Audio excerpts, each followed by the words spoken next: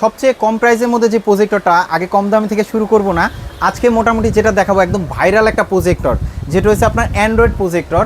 এটার মডেলটা হচ্ছে আপনার HY300 মডেল, এবং এটা কিন্তু খুবই পোর্টেবল, অনেকটা বলতে পারেন আপনার ডেকো যে রাউটারের মতন সেটার মতন দেখতে, সেম একটা ডিজাইনে, এবং কোয়ালিটি খুবই ভালো।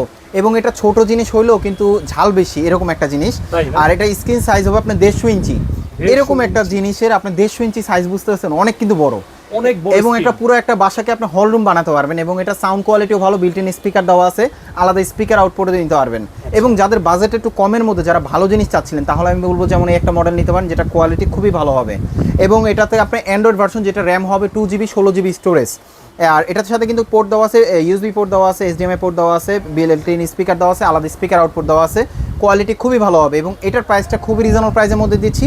এটার প্রাইসটা দিচ্ছি আমরা মাত্র 4900 টাকায়। 5000 টাকার নিচে, 5000 টাকার নিচে প্রজেক্টর 100%।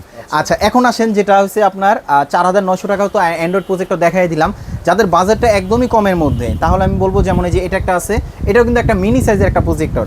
আসলে কমের মধ্যে যারা মোটামুটি ভালো চান, তাহলে আমি বলবো এটা একটা আছে VGA পোর্ট, তারপর হচ্ছে আপনার HDMI, USB, এবং আপনার টিভি কার্ডে পোর্ট দেওয়া আছে, এবং এটা মোটামুটি কোয়ালিটি ভালো, স্ক্রিন সাইজ হবে আপনার 100 ইঞ্চি, এবং এটার প্রাইসটা পড়বে মাত্র 4000 টাকা। 4000 টাকা। 4000 টাকা।